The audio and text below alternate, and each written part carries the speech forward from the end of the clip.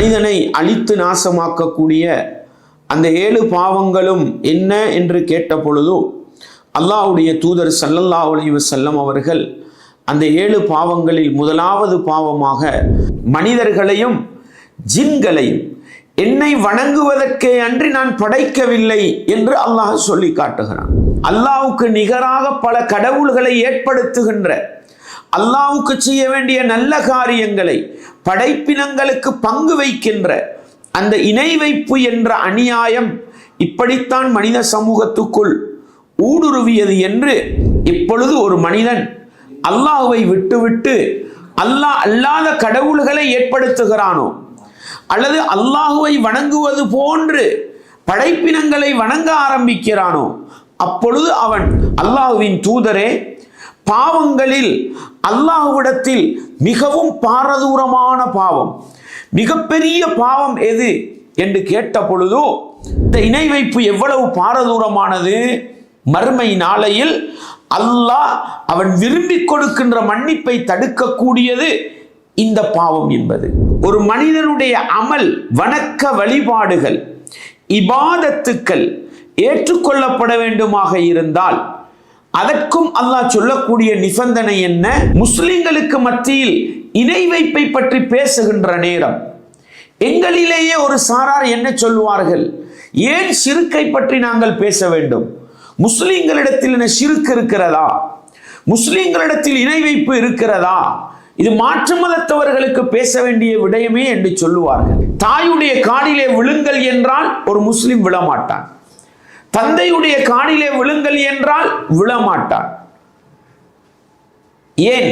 சமூகத்தில் ஒரு நல்ல மனிதர் மரணிக்கிறார், அந்த நல்ல மனிதரை என்ன செய்கிறார்கள்?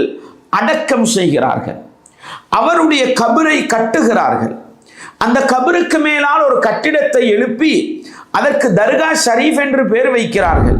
அல்லாஹ்வுடைய தூதர் ஸல்லல்லாஹு அலைஹி வஸல்லம் அவர்கள் என்ன சொன்னார்கள்? கபறுகளை கட்ட வேண்டாம் என்று சொன்னார்கள், கபறுகளுக்கு முலாம் பூச வேண்டாம் என்று சொன்னார்கள். அதை மீறி எங்களுடைய சமூகம் செய்கிறது. இந்த விபரீதத்தை விளங்காததனால உம்ராவுக்கு சென்றால் மதீனாவுக்கு போகிறார்கள். எதற்காக? ரசூலுல்லாஹ்வுடைய கபரை ஜியாரத்து செய்ய வேண்டும் என்பதற்காக இல்லை. மஸ்ஜிதிலே தொழுவதற்கு போகலாம், மஸ்ஜிது நபவிக்கு, நபிகளாருடைய கபருக்கு என்று போகக்கூடாது. அங்கு போய் என்ன செய்கிறார்கள்? நபி அவர்களை அழைத்து பிரார்த்திக்கிறார்கள். அல்லாஹ்வின் தூதரே, என்னுடைய பாவங்களை மன்னியுங்கள் என்று கேட்கிறார்கள். அல்லாஹ்வின் தூதரே, என்னுடைய தேவையை நிறைவேற்றுங்கள் என்று பிரார்த்திக்கிறார்கள். இது ஷிர்க் இல்லையா? இது இணை வைப்பு இல்லையா? இது சமூகத்தில் இருக்கின்ற ஒரு சில ஷிர்க்கான நடவடிக்கைகளை பாருங்கள். சாஸ்திரம் பார்ப்பது, குறி சொல்வது, மை பார்ப்பது, எதிர்காலத்தை பற்றி பேசுகின்ற சாஸ்திரக்காரர்கள், குறி சொல்பவர்கள், மை பார்ப்பவர்கள், பால் பார்ப்பவர்கள், அவர்களிடத்திலே சென்று ஒரு விடயத்தை கேட்டுவிட்டாலே லம் துக்பல் லஹு ஸலாத்து 40 லைலா. சத்தியம் செய்வது. சத்தியம் செய்வது என்றால் என்ன? தாயத்து தகடுகளை தொங்க போடுகிறோம், துஆ கூடு என்று நாங்கள் தொங்க போடுகிறோம், கழுத்திலே போடுகிறோம், இடுப்பிலே கட்டுகிறோம், வீட்டு வாயில்களில் தொங்க போடுகிறோம், 4 மூலையிலும் போத்தல் குப்பிகளை தொங்க போட்டு விடுகிறோம்.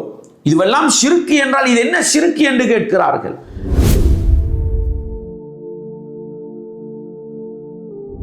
இன்னல் ஹம்தலில்லாஹ் நஹ்மதுஹு வ நஸ்தஈனுஹு வ நஸ்தக்ஃபிருஹு வ நஊது பில்லாஹி மின் ஷுரூரி அன்ஃபுஸினா வ மின் ஸய்யிஆத்தி அஅமாலினா மன் யஹ்திஹில்லாஹு ஃபலா முضில்ல லஹு வ மன் யுضலில் ஃபலா ஹாதிய லஹு வ அஷ்ஹது அன் லா இலாஹா இல்லல்லாஹு வஹ்தஹு லா ஷரீக லஹு வ அஷ்ஹது அன்ன முஹம்மதன் அப்துஹு வ ரசூலுஹு.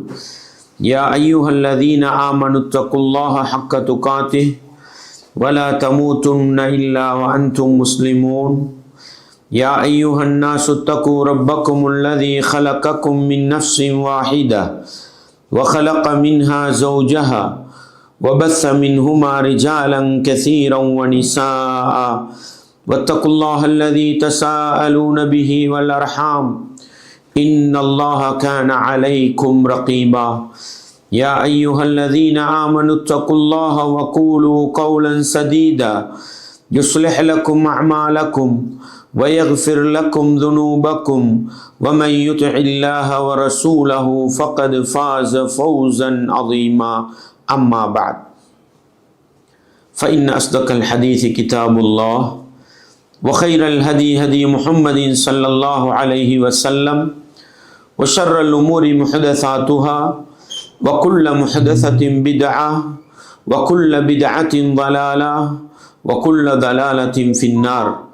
வார்த்தைகளில் சிறந்தது வல்லவன் ரஹ்மானின் வார்த்தை என்றும், நடைமுறைகளில் சிறந்தது நபிகளார் ஸல்லல்லாஹு அலைஹி வஸல்லம் அவர்களுடைய வாழ்க்கை வழிமுறை என்றும், அவர்களுடைய வாழ்க்கை வழிமுறைகளுக்கு பின்னால் மார்க்கத்தில் புதிதாக புகுத்தப்பட்டவைகள், கர்மங்களிலே மிக மோசமானவைகள் பிதஅத்துகள், எல்லா பிதஅத்துகளும் வழிகேடுகள், எல்லா வழிகேடுகளும் மனிதனை நரகத்துக்கு இட்டுச் செல்லும் என்று சொன்னவனாக இச்சொற்பொழிவை ஆரம்பம் செய்கின்றேன்.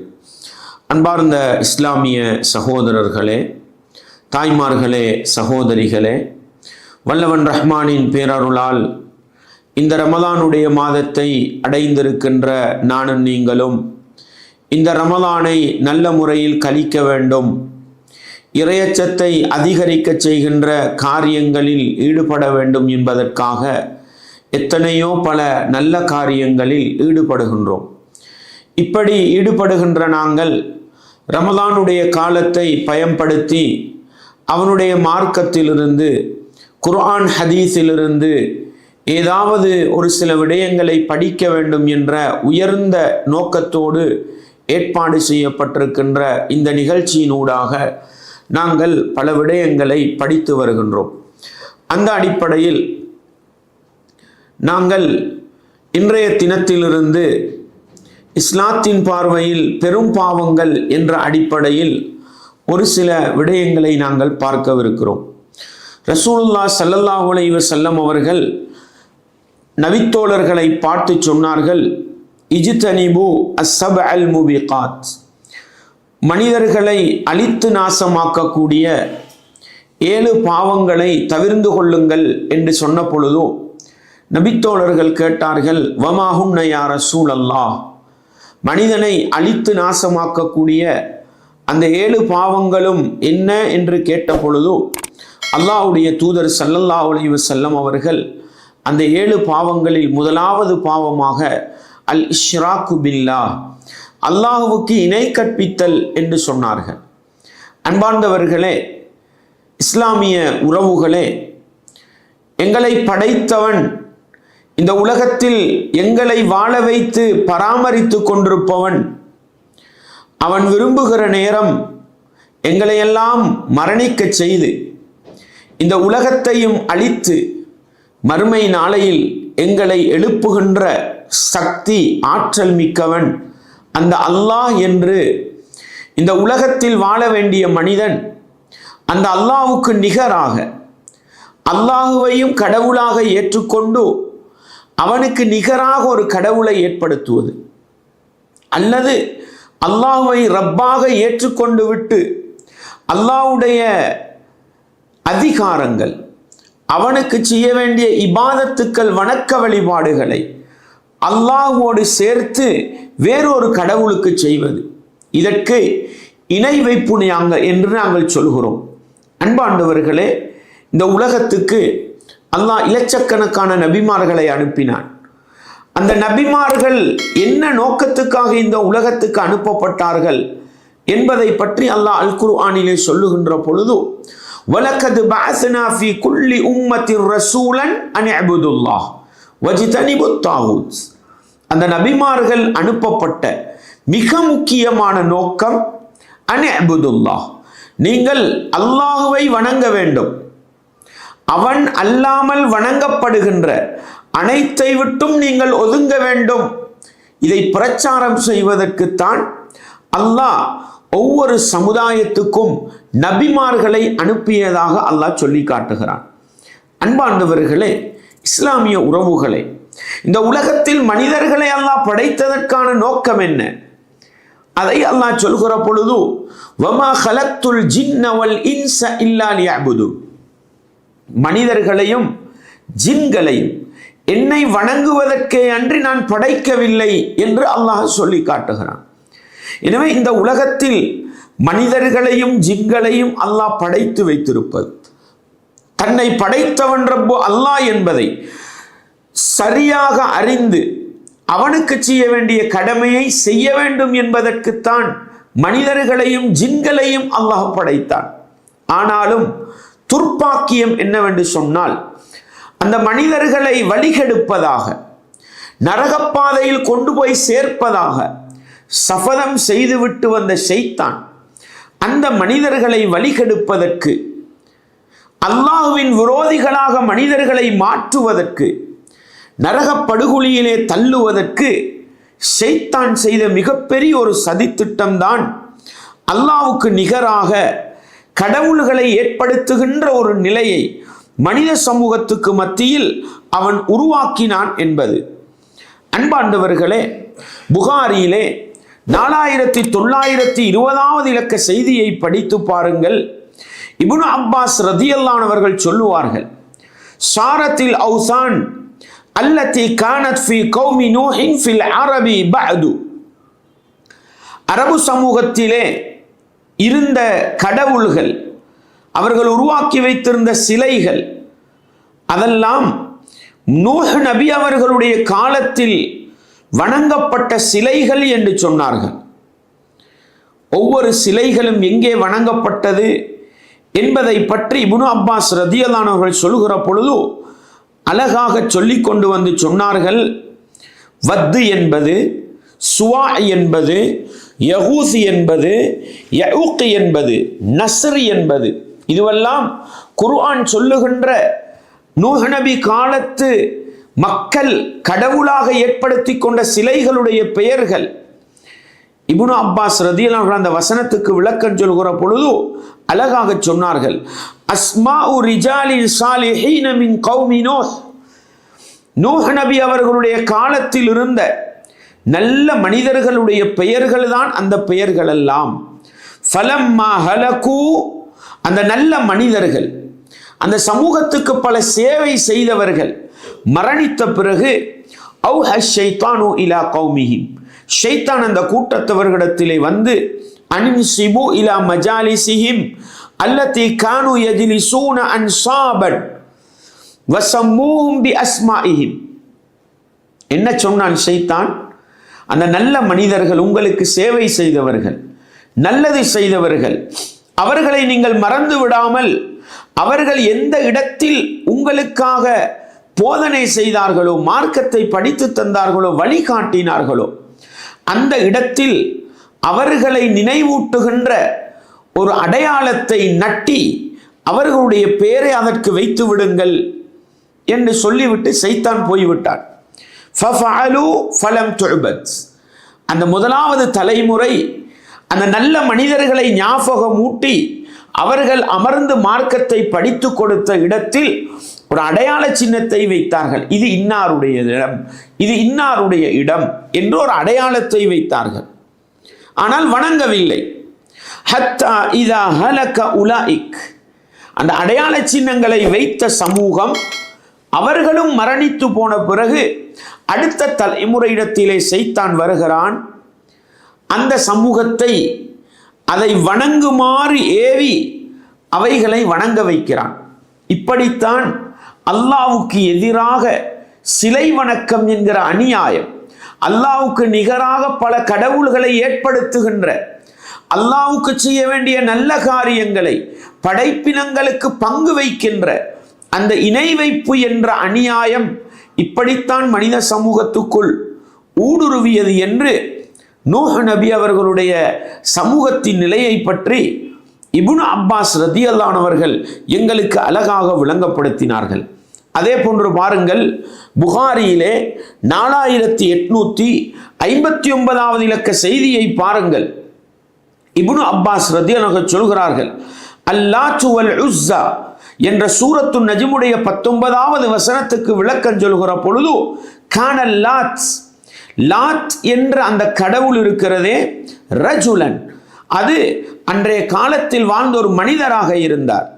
எழுத்து சவீக்கல் ஹாஜ், அவர் ஹாஜிகளுக்கு, ஹஜ்ஜி செய்ய மக்கமா நகரை நாடி வரக்கூடிய அந்த மனிதர்களுக்கு ஒரு விதமான கோதுமை மாவினால் ஒரு உணவை சமைத்து கொடுப்பார். அவர் மரணித்த பிறகு அவரை நினைவூட்டுவதற்கு வந்ததுதான் லாத்தி என்ற கடவுள் என்று இப்னு அப்பாஸ் ரதியல்லாஹு அவர்கள் சொல்லுகின்ற அழகான விளக்கத்தை பார்க்கிறோம். அன்பார்ந்தவர்களே, மனிதனை மனிதனுடைய இடத்திலே வைத்து, மனிதர்களை படைத்த அல்லாஹுவை படைத்தவன் என்ற இடத்திலே வைத்து இரண்டுக்கும் உரிய கடமையை நாங்கள் சரியாக செய்கிற பொழுதுதான் அல்லாஹ்வுக்கு செய்ய வேண்டிய கடமையையும் செய்தவர்களாக மாறலாம், படைப்பினங்களுக்கு செய்த கடமையையும் செய்தவர்களாக மாறலாம். மாறாக அல்லாஹ்வுக்குரிய அதிகாரங்கள், அல்லாஹ்வுக்குரிய பெயர்கள், பண்புகள், அல்லாஹ்வுக்கு செய்ய வேண்டிய இபாதத்துக்களை படைப்பினங்களுக்கு கொடுப்பது, படைப்பினங்களை அல்லாஹ்வுக்கு நிகராக வைத்து வணங்குவது, அல்லாஹ்வுக்கு இபாதத்து செய்வது போன்று படைப்பினங்களுக்கும் இபாதத்து செய்வது என்பது அல்லாஹ்வுக்கு செய்கின்ற மிகப்பெரிய துரோகமாக, மிகப்பெரிய அநியாயமாக இஸ்லாம் சொல்லித் தருகிறது என்பதை நானும் நீங்களும் உள்ளத்திலே ஆழமாக நிறுத்தி கொள்ள வேண்டும். பாருங்கள், அல்லாஹ் ஹதீஸுல் குதுசியிலே சொல்லுவதாக நபிகளார் ஸல்லல்லாஹு அலைஹி வஸல்லம் அவர்கள் சொன்னார்கள். அல்லாஹ் சொல்கிறான், யா இபாதி, என்னுடைய அடியார்களே, இன்னி ஹர்ரம்து ظுல்ம அலா நஃப்ஸி, அநியாயம் செய்வதை எனக்கு நான் ஹராமாக்கி கொண்டிருக்கிறேன். ஃபலா தவாலமு, நீங்கள் ஒருவருக்கொருவர் அநியாயம் செய்து கொள்ள வேண்டாம். அநியாயம் இழைப்பதை அல்லாஹ் அவனுக்கு ஹராமாக்கி கொண்டிருக்கிறான். அப்படி சொன்ன அல்லாஹ் மனித சமூகத்துக்கு சொல்கிறான், நீங்கள் ஒருவருக்கொருவர் அநியாயம் செய்து கொள்ள வேண்டாம். யா இபாதி, என்னுடைய அடியார்களே என்று அல்லாஹ் அழைத்து அந்த மனித சமூகத்துக்கு சொல்லக்கூடியது என்ன? நீங்களோ உணவில்லாத பசித்தவர்களாக இருந்தீர்கள், நான் உணவளித்தவனை தவிர. எனவே நீங்கள் என்னிடத்தில் உணவை கேளுங்கள், உங்களுக்கு நான் தருகிறேன்.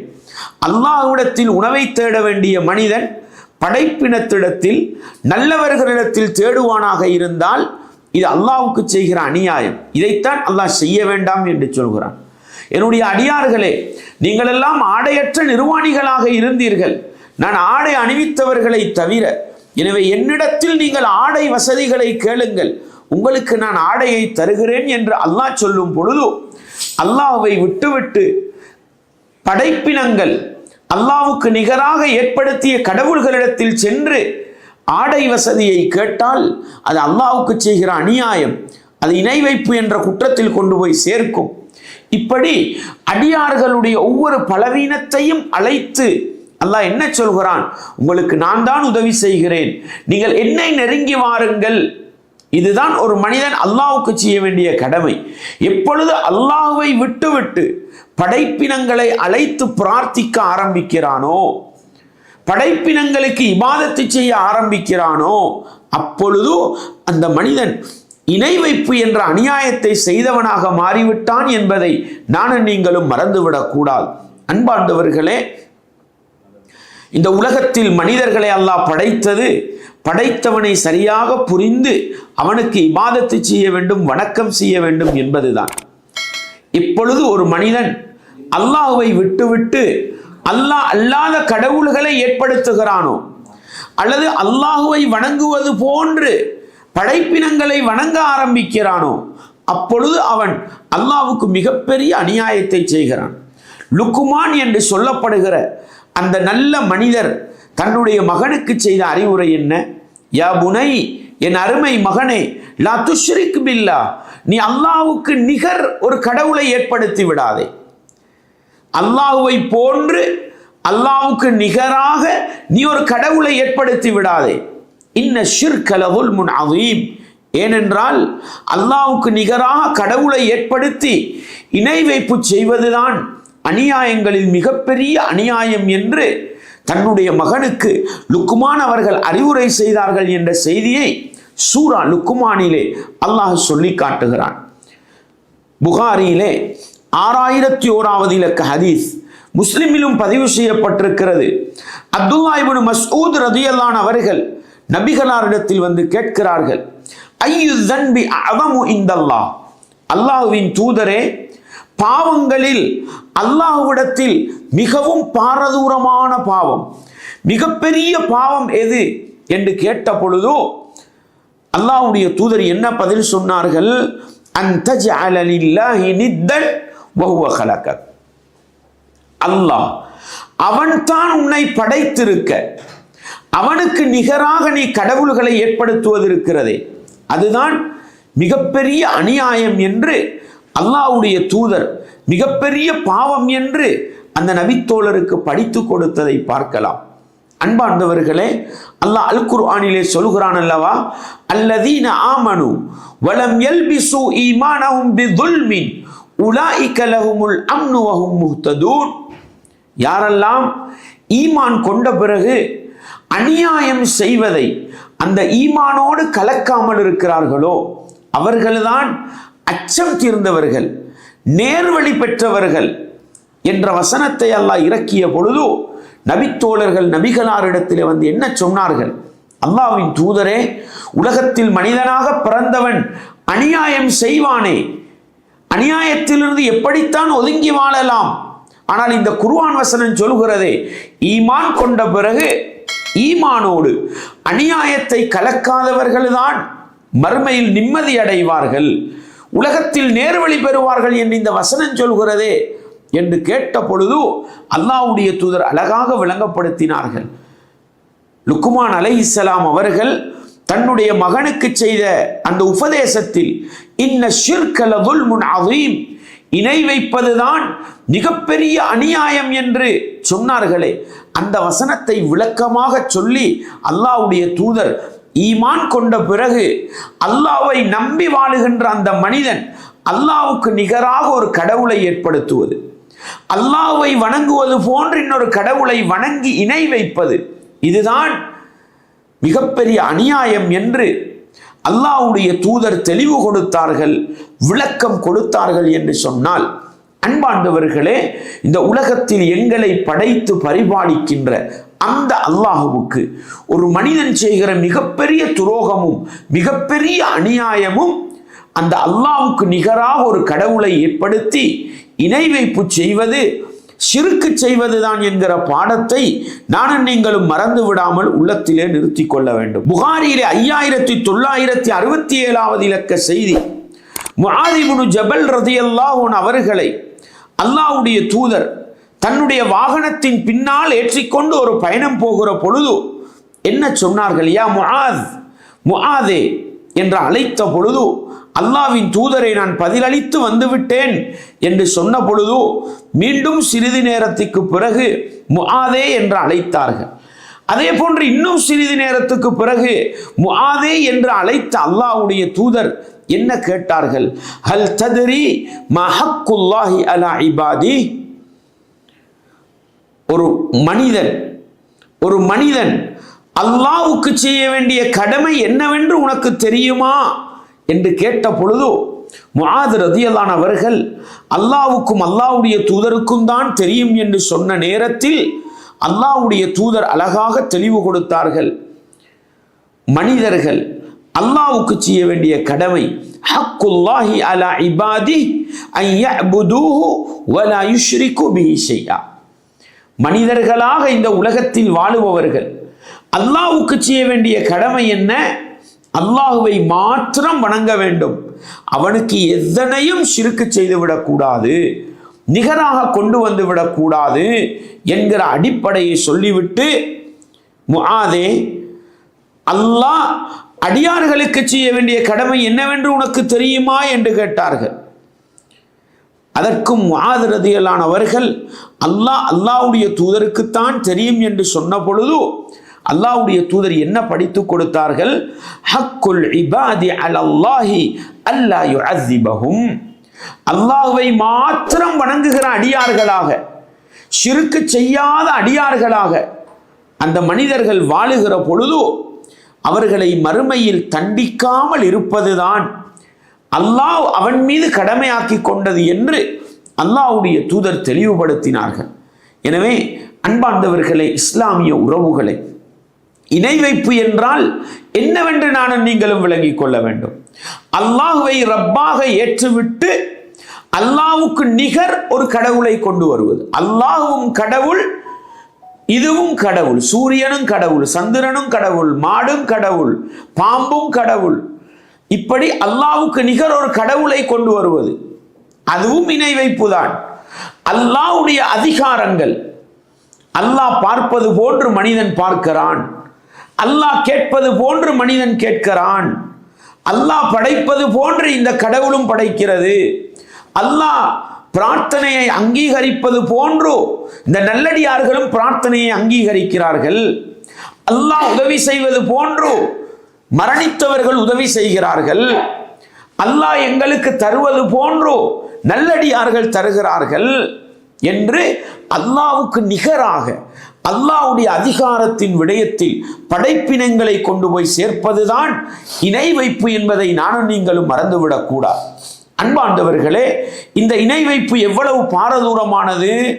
மறுமை நாளையில் அல்லாஹ் அவன் விரும்பி கொடுக்கின்ற மன்னிப்பை தடுக்கக்கூடியது இந்த பாவம் என்பது. மனிதனை நிரந்தர நரகத்தில் தள்ளிவிடக்கூடியது இந்த இணை வைப்பு என்பது. அல்லாஹ் எப்படி சொல்லி காட்டுகிறான்? இன்னல்லாஹ லா யக்ஃபிரு அன் யுஷ்ரக பிஹி. ஒரு மனிதன் இந்த உலகத்தில் இணை வைத்து விட்டு அந்த இணை வைப்போடு மரணித்து விட்டால், அப்படி இணை வைத்து அதே நிலையில் மரணிப்பதை அல்லாஹ் ஒருபோதும் மன்னிக்க மாட்டான். வயக்ஃபிரு மா தூன ذلك லிமன் யஷா. இணை வைப்பு தவிர்ந்திருக்கிற எந்த பாவமாக இருந்தாலும் மறுமை நாளையில அல்லாஹ் விரும்பினால் நாடியவர்களுக்கு மன்னிக்கலாம். இணை வைப்பு அல்லாஹ் ஒருபோதும் மன்னிக்க மாட்டார். சூரத்து நிசாவுடைய 48வது வசனம். எனவே நானும் நீங்களும் இந்த உலகத்திலே வாழுகின்ற பொழுது எந்த ஒரு கட்டத்திலும் அல்லாஹ்வுக்கு நிகர் ஒரு கடவுளை கொண்டு வந்து விடக்கூடாது. இணை வைப்பு என்ற அநியாயத்தை செய்துவிடக்கூடாது. பாருங்கள், ரசூலுல்லாஹ் ஸல்லல்லாஹு அலைஹி வஸல்லம் அவர்கள் ஜிப்ரீல் அலைஹிஸ்ஸலாம் அவர்கள் தனக்கு குறிப்பிட்டு சொன்னதாக சொல்லி காட்டினார்கள். புகாரியிலே 3222வது இலக்க செய்தி. காலலி ஜிப்ரீல், ஜிப்ரீல் அவர்கள் எனக்கு சொன்னார்கள் என்று குறிப்பிட்டு சொல்கிறார்கள். எப்படி? மன் மாத மின் உம்மத்திக, உங்களுடைய உம்மத்திலிருந்து மரணிக்கின்ற ஒருவர், லா யுஷ்ரிகு பில்லாஹி ஷைஆ, அல்லாஹ்வுக்கு எதனையும் இணை வைக்காமல் மரணிப்பாராக இருந்தால், தஹலல் ஜன்னா, அவர் சுவர்க்கம் நுழைவார். அவு லம் யதுகுலின் நார், அல்லது அவர் நரகம் நுழைய மாட்டார் என்ற 2 அர்த்தத்திலும் சொன்னார்கள். வ இன் ஸனா வ இன் ஸரக், அல்லாஹ்வை மாத்திரம் வணங்குகிற அந்த மனிதன், அல்லாஹ்வுக்கு எதனையும் இணை வைக்காத அந்த மனிதன் விபச்சாரம் செய்தாலும் களவெடுத்து திருடி இருந்தாலும் அவன் அல்லாஹ்வுக்கு இணை வைக்காமல் வாழ்ந்து மரணித்தால் அல்லாஹ் நாடினால் மன்னிக்கலாம், விரும்பினால் மன்னித்து சுவர்க்கத்தை கொடுக்கலாம் என்ற அடிப்படையை ஜிப்ரீல் அலைஹிஸ்ஸலாம் அவர்கள் தனக்கு சொன்னதாக அல்லாஹ்வுடைய தூதர் அவர்கள் சொல்கிறார்கள் என்றால், அன்பாண்டவர்களே, அல்லாஹ்வுக்கு நிகர் ஒரு கடவுளை கொண்டு வருவதற்கிறதே அல்லாஹ்வுடைய மன்னிப்பை தடுத்து நிரந்தர நரகம் என்கிற நிலையில் கொண்டு போய் சேர்த்து விடும். மாறாக ஒரு மனிதன் அல்லாஹ்வை ரப்பாக ஏற்று அவனுக்கு செய்ய வேண்டிய கடமைகளை அவனுக்கு மாத்திரம் செய்துவிட்டு அதே நிலையில் ஓரிரை கொள்கையை பேணியவனாக வாழ்ந்து மரணிப்பானாக இருந்தால், அவன் என்ன பாவங்கள் செய்திருந்தாலும் அல்லாஹ் நாடினால் மன்னித்து நேரடியாக சுவர்க்கம் போடலாம்.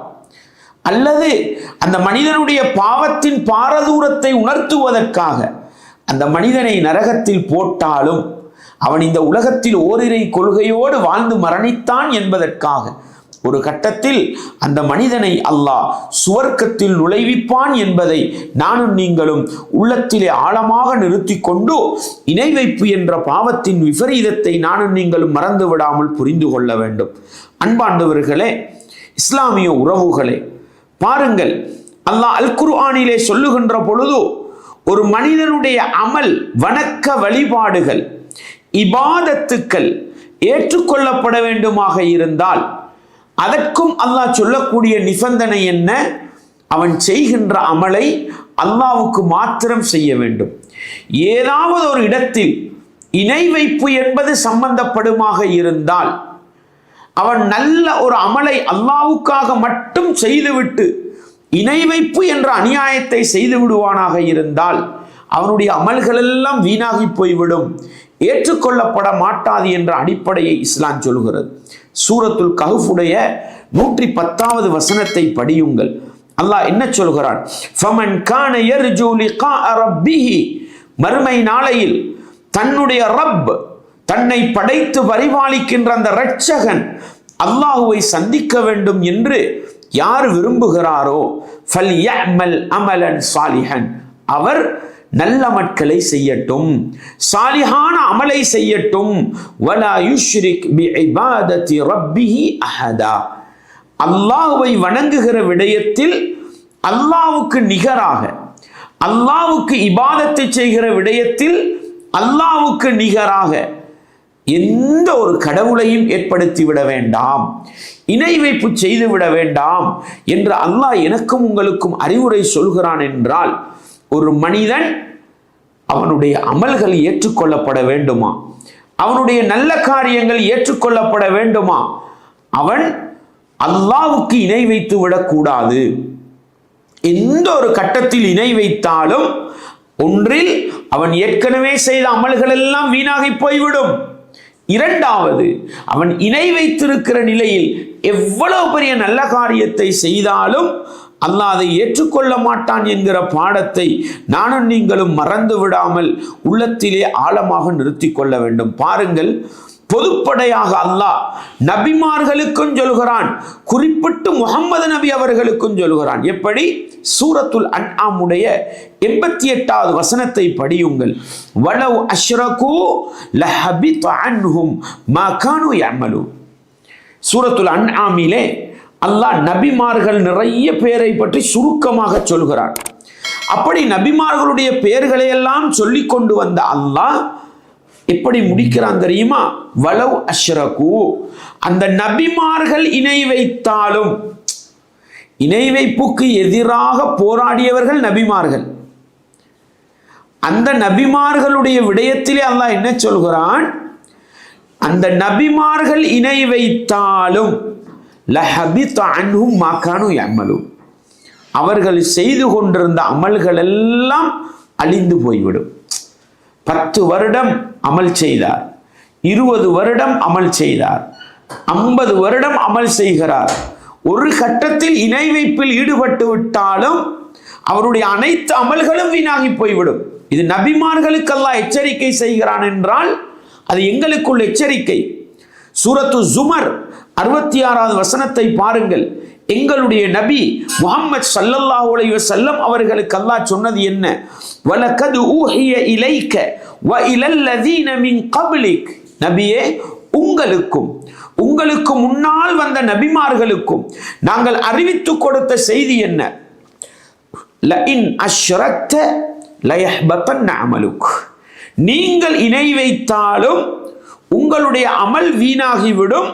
வல தகூனன்ன மினல் காசிரீன், நீங்கள் நஷ்டவாளிகளில் ஒருவராக ஆகிவிடுவீர்கள். பலில்லாஹ ஃபஅபுத் வகும் மினஷ் ஷாக்கிரீன், மாறாக இணை வைப்பு என்ற அநியாயத்தை செய்து விடாமல் அல்லாஹுவை மாத்திரம் வணங்குங்கள், அல்லாஹுவையே வணங்குங்கள். வகும் மினஷ் ஷாக்கிரீன், அல்லாஹ்வுக்கு நன்றி செலுத்துபவர்களில் ஒருவராக இருந்து கொள்ளுங்கள் என்று நபி அவர்களுக்கு அல்லாஹ் சொல்லிக் கொடுத்ததாக சொல்கிறான் என்றால், அன்பார்ந்தவர்களே, அல்லாஹ்வை மாத்திரம் வணங்க வேண்டும். எந்த ஒரு கட்டத்தில் இணை வைப்பு என்ற அநியாயத்தை செய்தாலும் எங்களுடைய அமல்கள் அனைத்தும் அழிந்து போய்விடும் என்கிற அளவுக்கு பாரதூரமான ஒரு பாவம்தான் இணை வைப்பு என்ற பாவம் என்பதை நானும் நீங்களும் ஒருபோதும் மறந்துவிடக்கூடாது. அன்பார்ந்தவர்களே, இப்படி முஸ்லீம்கள் நாங்கள் முஸ்லீம்களுக்கு மத்தியில் இணை வைப்பை பற்றி பேசுகின்ற நேரம் எங்களிலேயே ஒரு சாரார் என்ன சொல்வார்கள்? ஏன் ஷிர்க்கை பற்றி நாங்கள் பேச வேண்டும்? முஸ்லீம்களிடத்தில் என்ன ஷிர்க் இருக்கிறதா? முஸ்லீம்களிடத்தில் இணை வைப்பு இருக்கிறதா? இது மாற்று மதத்தவர்களுக்கு பேச வேண்டிய விடயமே என்று சொல்லுவார்கள். அன்பார்ந்தவர்களே, இது மாற்று மதத்தவர்களுக்கு தெளிவுபடுத்த வேண்டிய செய்தி விடயம் என்பது ஒரு பக்கம். ஆனால் இன்றைய முஸ்லீம்கள் தெரிந்தோ தெரியாமலோ சரியான முறையில் அல்லாஹ்வுக்கு செய்ய வேண்டிய கடமையை படிக்காமல், மார்க்க விவகாரங்களை சரியாக விளங்காமல், இணை வைப்பு என்ற அநியாயத்தை இபாதத் என்ற போர்வையில் செய்து கொண்டிருக்கிறார்கள். முஸ்லிம்களை பொறுத்தவரையில் நாங்கள் மிக தெளிவாக இருக்க வேண்டும். ஷிர்க் என்று தெரிந்துவிட்டால், இணை வைப்பு என்று தெரிந்துவிட்டால் ஒரு முஸ்லிம் ஒருபோதும் செய்ய மாட்டான். தாயுடைய காலிலே விழுங்கள் என்றால் ஒரு முஸ்லிம் விழமாட்டான். தந்தையுடைய காலிலே விழுங்கள் என்றால் விழமாட்டான். ஏன்? இணை வைப்பு என்று விளங்கினால், இந்த நெத்தியை கொண்டு போய் கீழே வைப்பது அல்லாஹ்வுக்கு செய்கிற இபாதத்து, அதை அல்லாஹ் அல்லாதவர்களுக்கு செய்யக்கூடாது, அது ஷிர்க் என்பதில் தெளிவாக இருக்கிறான் ஒரு முஸ்லிம், அதை செய்ய மாட்டான். ஆனால் எதையெல்லாம் ஷிர்க் என்று படிக்கவில்லையோ, ஷிர்க்கு வருகிற வழிகளை விளங்கவில்லையோ, அப்படிப்பட்ட அதிகமான வழிகளை, ஷிர்க்கை உண்டு பண்ணுகின்ற, அல்லாஹ்வுக்கு நிகர் கடவுளை கொண்டு வந்து சேர்க்கின்ற அந்த பாவத்தை பாவமாக விளங்காததனால் அவைகளை எங்களுடைய உறவுகளில் அதிகமானவர்கள் இபாதத் என்ற போர்வையிலே செய்கிறார்கள். அப்படிப்பட்ட ஒரு சில விடயங்களை முஸ்லிம் சமூகம் நாங்கள் விளங்கிக் கொள்ள வேண்டும். ஏன்? நபிகளார் ஸல்லல்லாஹு அலைஹி வஸல்லம் அவர்கள் அன்றைய சஹாபாக்களோடு யுத்த களத்திலே ஒரு பயணம் மேற்கொண்டிருக்கிற பொழுது என்ன செய்கிறார்கள்? தன்னுடைய அந்த சமூகத்தில் ஒரு பழக்கம் இருந்தது. ஜாத்து அன்வாத் என்ற ஒரு மரம் இருந்தது. அந்த மரத்தில் அவர்களுடைய வாள்களை எல்லாம் கொலுகி வைப்பார்கள். அல்லாஹ்வுடைய தூதர் அந்த யுத்த களத்துக்கு போகிற நேரம் அந்த நபித்தோழர்களை சொல்கிறார்கள், அவர்களுக்கு ஜாத்து அன்வாத் இருப்பது போன்று எங்களுக்கும் ஒரு மரத்தை ஏற்படுத்தி தாருங்கள், நாங்களும் அதிலே இந்த எங்களுடைய ஆயுதங்களை கொலுகி வைக்கிறோமே என்று கேட்ட பொழுது அல்லாஹ்வுடைய தூதர் அவர்களை பார்த்து என்ன தெரியுமா சொன்னார்கள்?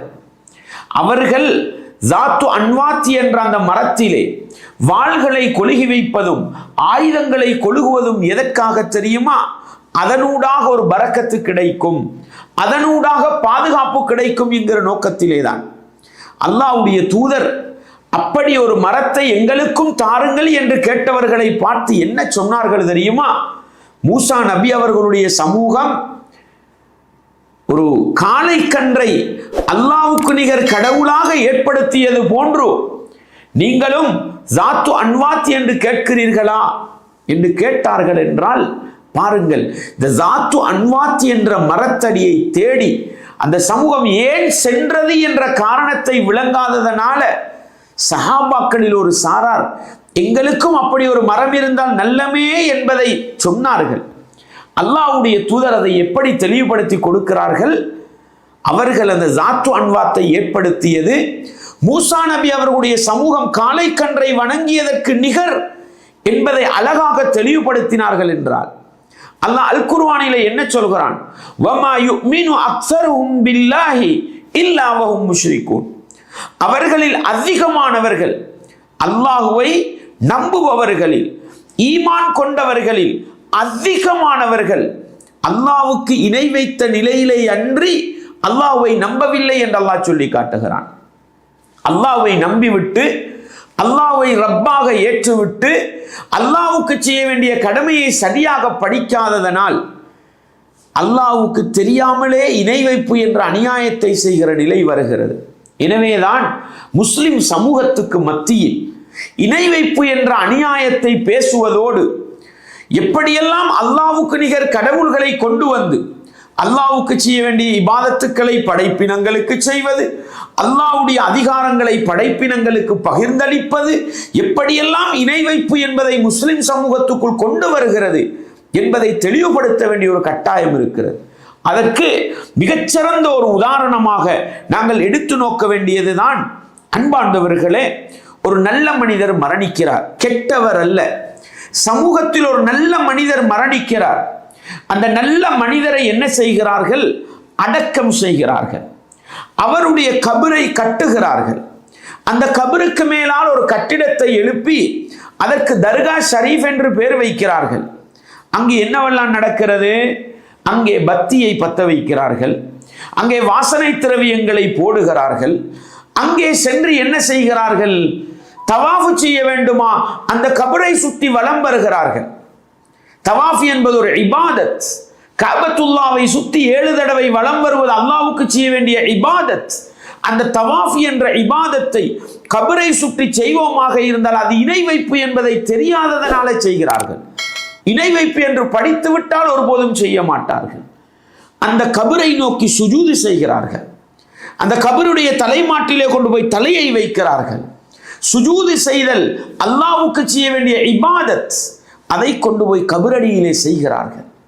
அந்த நல்லடியார் கபருக்குள் அடக்கம் செய்யப்பட்டிருக்கிறது. நல்லடியாரை அழைத்து, பெரியவரே, நல்லவரே, அல்லாஹ்ட்ட எங்களுக்கு மன்னிப்பு வாங்கித்தாங்க, எங்களுடைய தேவையை நிறைவேற்றித்தாங்க, போய் பிரார்த்தனை செய்யறாங்க, துஆ செய்யறாங்க. நஊது பில்லாஹ். அன்பார்ந்தவர்களே, இஸ்லாமிய உறவுகளே, இப்படிப்பட்ட பல ஷிர்கான காரியங்கள் நடக்கிறது. நேர்ச்சை வைக்கிறார். எப்படி? என்னுடைய பிள்ளையின் நோய் குணமடைந்தால், இந்த பரீட்சையில் நான் சித்தி அடைந்தால், என்னுடைய இந்த தேவை நிறைவேறினால், இந்த தர்காவுக்காக, இந்த கபரு ஷரீஃபுக்காக நான் ஒரு ஆட்டை கொடுப்பேன், ஒரு மாட்டை கொடுப்பேன் என்று அல்லாஹ்வுக்காக நேர்ச்சை வைக்க வேண்டிய சமூகம் கபறுகளுக்காக, நல்லடியார்களுக்காக வைக்கின்ற காட்சிகளை பார்க்கிறோம். அன்பார்ந்தவர்களே, கபரடிகளுக்கு சென்றால் தலைமாட்டிலே உண்டியல் இருக்கும்.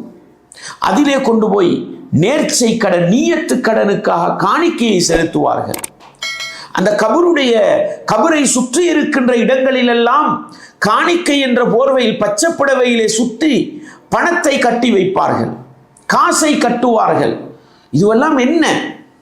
அல்லாஹ்வுக்கு செய்ய வேண்டிய இபாதத்துக்களை அல்லாஹ் அல்லாதவர்களுக்கு செய்வதற்கு இந்த கபரு வணக்கம் என்கிற போர்வையில் நல்லடியார்களை அடக்கம் செய்து அங்கு போய் பல இபாதத்துக்களை செய்பவர்கள் ஷிர்கான காரியத்தை இபாதத் என்ற போர்வையில் செய்கிறார்கள் என்றால் இதை தெளிவுபடுத்துவது எங்களுடைய கடமை. ஏன்? அல்லாஹ்வுடைய தூதர் ஸல்லல்லாஹு அலைஹி வஸல்லம் அவர்கள் என்ன சொன்னார்கள்? கபறுகளை கட்ட வேண்டாம் என்று சொன்னார்கள், கபறுகளுக்கு முலாம் பூச வேண்டாம் என்று சொன்னார்கள். அதை மீறி எங்களுடைய சமூகம் செய்கிறது. அல்லாஹ்வுடைய தூதர் மரணப்படுக்கையில இருக்கின்ற பொழுது மயக்கத்திலே இருப்பார்கள். அவருடைய முகத்துக்கு மேலால் ஒரு திரை போட்டு மூடி விடுவார்கள். அல்லாஹ்வுடைய தூதர் மயக்கம் தெளிவடைந்து அந்த திரையை நீக்குகிற பொழுதெல்லாம் என்ன சொல்லுவார்கள்? லஅனத்துல்லாஹி அலல் யஹூதி வன்னசாரா. யூதர்கள் கிறிஸ்தவர்களுக்கு அல்லாஹ்வுடைய சாபம் உண்டாகட்டும். இத்தகது குபூர அம்பியாஹி மசாஜித். அவர்களுடைய அந்த நபிமார்களுடைய கபறுகளை எல்லாம் அவர்கள் மஸ்ஜிதுகளாக, வணக்க ஸ்தலங்களாக மாற்றினார்கள்.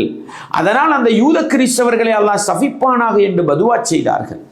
அன்பார்ந்தவர்களே, நல்லடியார்களை அடக்கம் செய்து அவர்களுடைய கபறுகளை கட்டி அந்த கபறுகளுக்கு மேல் மஸ்ஜிதுகளை கட்டுவது அல்லாஹ்வுடைய தூதர் யூத கிறிஸ்தவர்களுடைய கலாச்சாரம் என்று சபித்தார்கள்.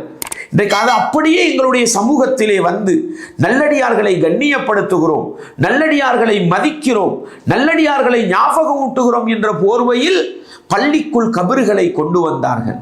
பள்ளிக்கு பக்கத்திலே கபறுகளை கொண்டு வந்தார்கள். மையவாடியிலே குறிப்பிட்ட கபறுகளை கட்டி அடையாளப்படுத்தினார்கள்.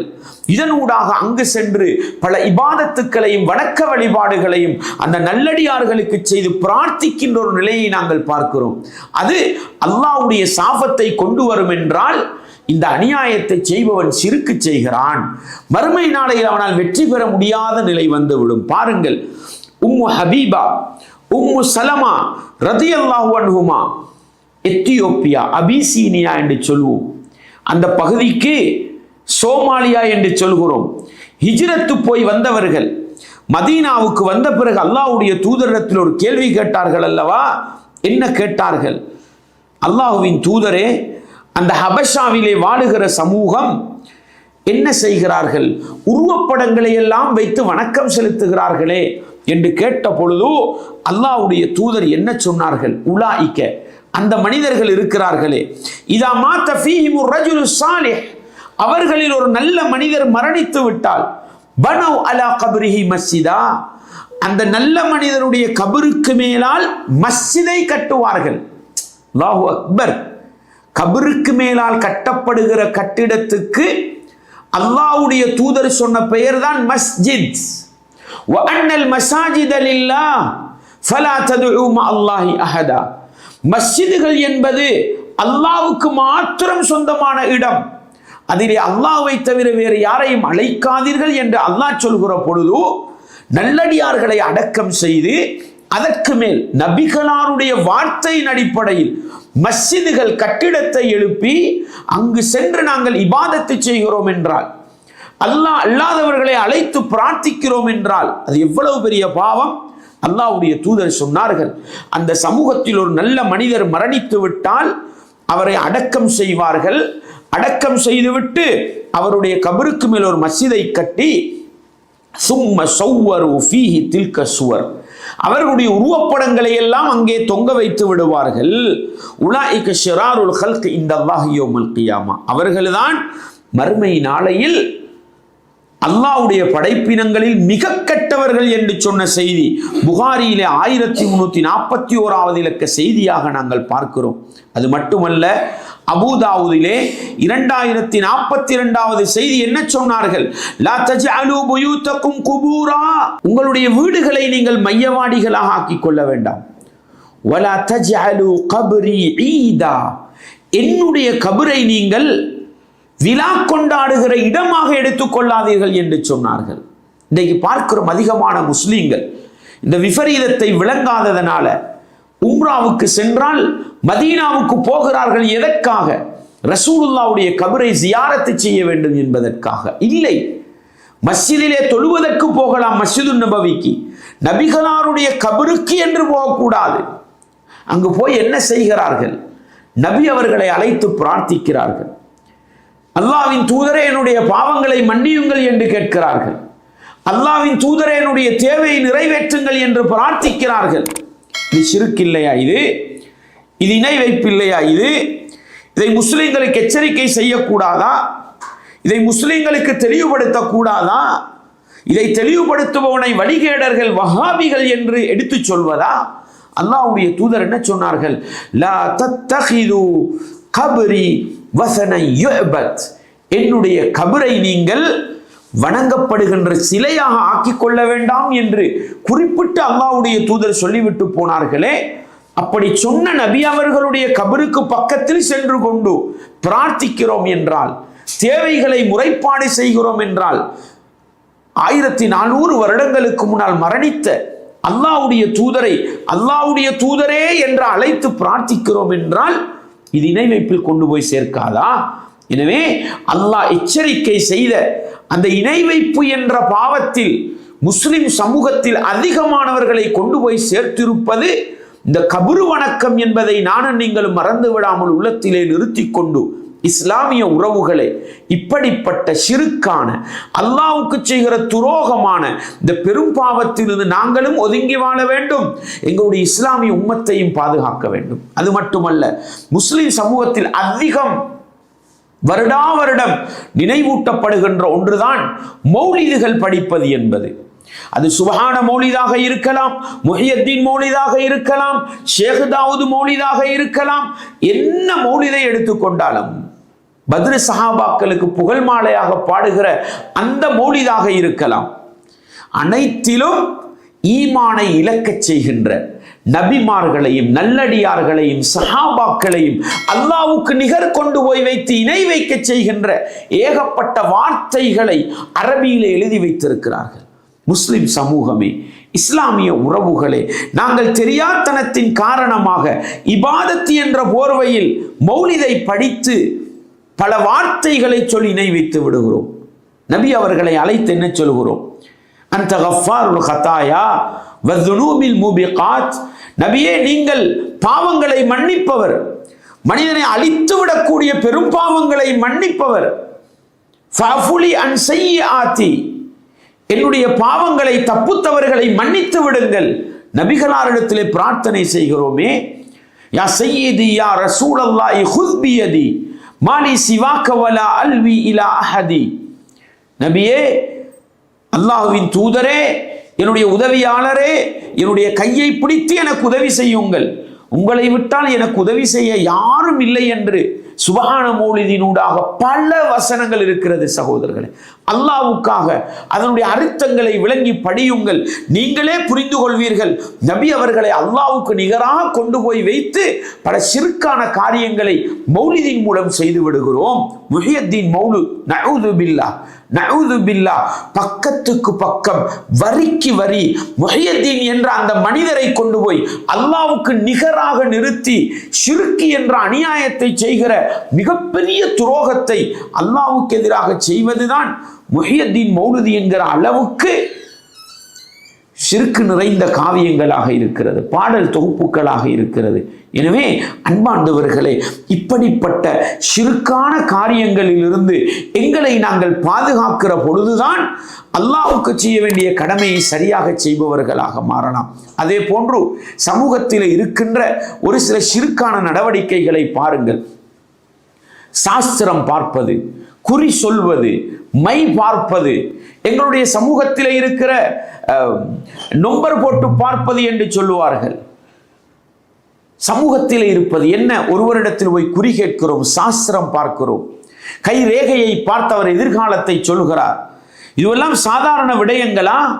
அன்பாண்டவர்களே, நல்ல நேரம் கெட்ட நேரம் பார்க்கிறோம், இது சாதாரண விடயமா? இல்லை. ஒரு அறிஞரிடத்திலே சென்று, ஒரு ஹஸரத்திடத்தில் சென்று, ஒரு மௌலவியிடத்தில் சென்று, வருகிற மாசம் நான் திருமணத்தை வைத்திருக்கிறேன், எனக்கு ஒரு நல்ல நேரம் கெட்ட நேரம் பார்த்து தாருங்கள் என்றால் இது சாதாரண விடயம் அல்ல. வருகிற மாதம், இந்த தினம் நல்லதா கெட்டதா என்ற அறிவு அல்லாஹ்வுக்கு மட்டும் சொந்தமானது. அந்த அல்லாஹ்வுடைய அறிவு என்ற அதிகாரத்தை, மறைவானவற்றை அறிகிற அந்த ஆற்றலை கொண்டு போய் நாங்கள் மனிதனுக்கு கொடுத்து விடுகிறோமே. அதனால தானே எனக்கு எதிர்காலத்தில் திருமணம் நடக்குமா, எத்தனை பிள்ளை கிடைக்கும், எனக்கு நான் ஒரு பிஸ்னஸ் ஆரம்பிக்க போகிறேன், ஒரு தொழில் ஆரம்பிக்க போகிறேன், நல்ல நேரம் கெட்ட நேரம் பார்த்து சொல்லுங்கள் என்று கேட்டால் இது அல்லாஹ்வுக்கு நிகராக மறைவான அறிவை அறிகின்ற ஆற்றலை படைப்பினங்களுக்கு கொடுக்கின்ற ஷிர்கான காரியம் அல்லவா? அல்லாஹ்வுடைய அதிகாரத்தை படைப்பினத்துக்கு கொடுக்க செய்கின்ற இணை வைப்பல்லவா? அதே போன்று பாருங்கள், ஒருவரிடத்தில் சென்று வீட்டிலே காணாமல் போன பொருளை தேடுகிறோம், தேடி தாருங்கள் என்று சொல்கிறோம். அன்பார்ந்தவர்கள், அவர் என்ன செய்கிறார்? பால் புத்தகத்திலே பார்க்கிறார், மெய் பார்க்கிறார், நொம்பர் போட்டு பார்க்கிறார், பார்த்துவிட்டு கண்டுபிடித்து தருவாராம். அல்லாஹ்வுடைய தூதர் என்ன சொன்னார்கள்? மன் அத்தா அர்ராஃபன் ஃபஸஅலஹு அன் ஷைஇன், யார் எதிர்வு கூறுகின்ற, எதிர்காலத்தை பற்றி பேசுகின்ற சாஸ்திரக்காரர்கள், குறி சொல்பவர்கள், மை பார்ப்பவர்கள், பால் பார்ப்பவர்கள், அவர்களிடத்திலே சென்று ஒரு விடயத்தை கேட்டுவிட்டாலே லம் துக்பல் லஹு ஸலாத்து 40 லைலா, 40 இரவுகள் 40 நாட்களுடைய தொழுகை ஏற்றுக்கொள்ளப்பட மாட்டாது என்று சொன்னார்கள். நஊது பில்லாஹ். ஏன்? ஷிர்க் தான் நன்மைகளை அளிக்கும். லஇன் அஷ்ரக்த லயஹ்பத்தன்ன அமலு, நபியே நீங்கள் இணை வைத்தாலும் உங்களுடைய அமல்கள் அழிந்துவிடும் என்று அல்லாஹ் குர்ஆனிலே சொன்னான். இங்கே பாருங்கள், 40 நாட்களுடைய தொழுகையை அளிக்கின்ற பெரும் பாவம் எது? ஒருவரிடத்தில் சென்று எதிர்காலத்தில் நடக்கின்ற ஒன்றை பற்றி கேட்கிறார், மறைவான ஒன்றை பற்றி கேட்கிறார். கேட்டாலே 40 நாளுடைய தொழுகை பாழாகி போய்விடுமா? முஸ்னத் அஹ்மதிலே வரக்கூடிய ஹசன் தரத்திலே இருக்கக்கூடிய ஒரு ஹதீஸ் என்ன? யாராவது ஒருவர் குறி சொல்லுகின்ற, எதிர்காலத்தை பற்றி பேசுகின்ற, மறைவானவற்றை எடுத்து கூறுகின்ற குறி சொல்பவர்கள், சாஸ்திரம் பார்ப்பவர்கள், மை பார்ப்பவர்கள், அவர்களிடத்தில் சென்று அவர் சொல்வது உண்மைதானே என்று சொல்லிவிட்டால் நஊது பில்லாஹ் ஃபக்கத் கஃபர பிமா உன்ஸில அலா முஹம்மத் ஸல்லல்லாஹு அலைஹி வஸல்லம், முஹம்மது நபி அவர்கள் மீது இறக்கப்பட்ட வேதத்தை மறுத்த காஃபிராகிவிட்டார் என்று சொன்னார்கள். இப்படி அல்லாஹ் அல்லாதவர்களுக்கு மறைவான அறிவை கொடுப்பது எங்களுடைய சமூகத்தில் சாதாரணமாக இருக்கிறது என்றால், தெரியாத்தனத்தின் காரணமாக நல்லடியார்களை மதிக்கிறோம், அறிஞர்களை மதிக்கிறோம், ஹஸரத்துமார்களை மதிக்கிறோம் என்ற போர்வையில் ஈமானை இழக்கின்ற காரியங்களை செய்து விடுகிறார்கள். அன்பார்ந்தவர்களே, ஒருபோதும் இப்படிப்பட்ட காரியங்களை செய்யக்கூடாது. சத்தியம் செய்வது என்றால் என்ன? எனக்கும் இன்னொரு சகோதரனுக்கும் ஒரு வாக்குவாதம், ஒரு தர்க்கம், ஒரு பிரச்சனை போகிறது. அந்த நேரத்திலே நான் நல்லவனா கெட்டவனா, நான் தப்பு செய்தவனா செய்யாதவனா, சாட்சி இருந்தால் மனிதர்களில் ஒரு சாட்சியை கொண்டு வந்து நிறுத்தலாம். சாட்சி இல்லாத பொழுது ஒரு மனிதன் என்ன செய்வது? அல்லாஹ்வின் மீது சத்தியமாக நான் பொய் சொல்லவில்லை என்றால் அர்த்தம் என்ன? நான் பொய் சொல்லவில்லை என்பது எனக்கு தெரியும். அடுத்தது யாருக்குங்க தெரியும்? அல்லாஹ்வுக்குத்தான் தெரியும். அவனை சாட்சிக்கு கொண்டு வந்து நிறுத்துவதுதான் சத்தியம் என்பது. நான் திருடவில்லை சொல்கிறேன், மக்கள் கேட்கவில்லை. அல்லாஹ்வின் மீது சத்தியமாக நான் திருடவில்லை என்றால் நான் திருடவில்லை என்பது எனக்கு தெரியும். உங்களுக்கு தெரியாவிட்டால் அடுத்தது தெரிந்தது யாருக்கு? படைத்தவன் ரப்புக்கு. அல்லாஹ்வை சாட்சிக்கு கொண்டு வந்து நிறுத்துவதுதான் சத்தியம் என்பது சகோதரர்களே. எனவே என்னுடைய ஒரு ரகசியம், எனக்கு மட்டும் சொந்தமான ஒரு விடயத்தில் நான் உண்மையாளனா என்பதை தெரிந்தவன் நானும், என்னை படைத்தவன் ரப்பும் மட்டும்தான்.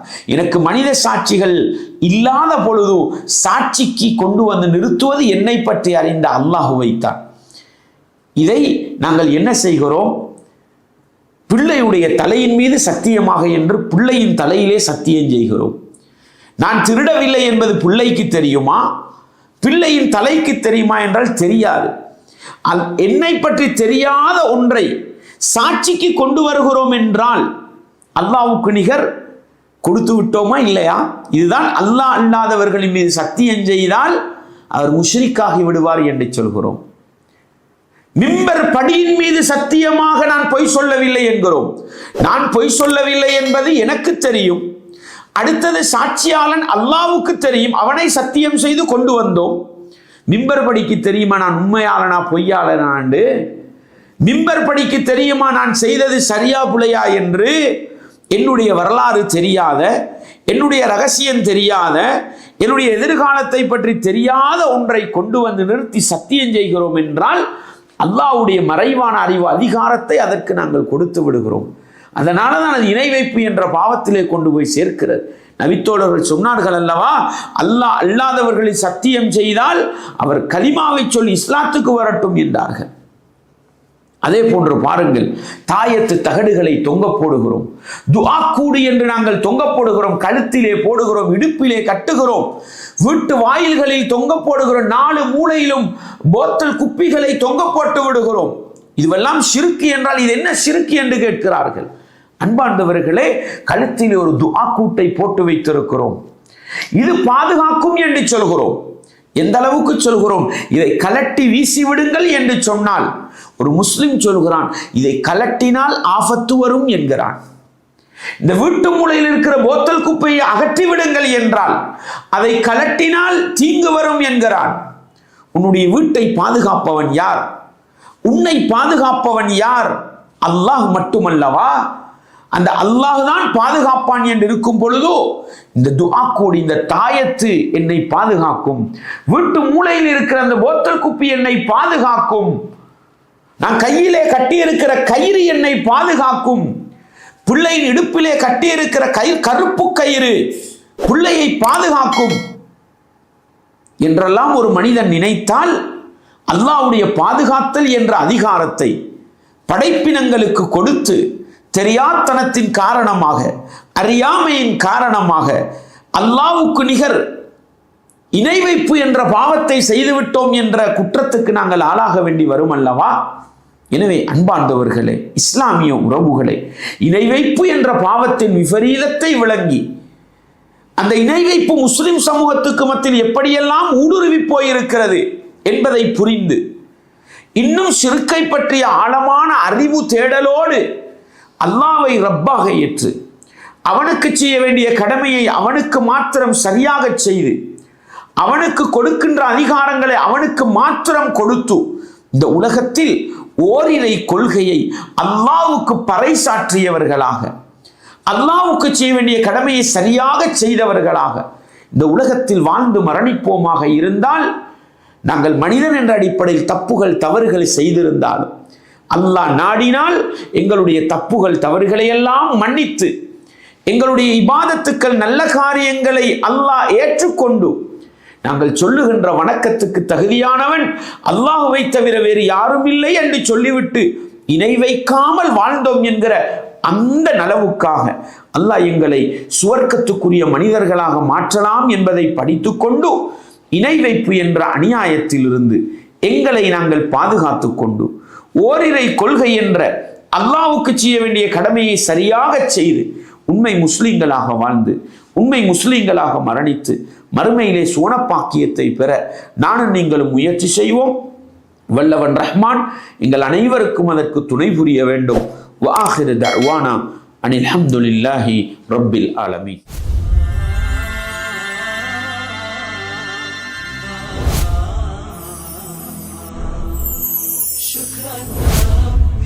شكرا هديت قلبي شكرا نورت دربي شكرا.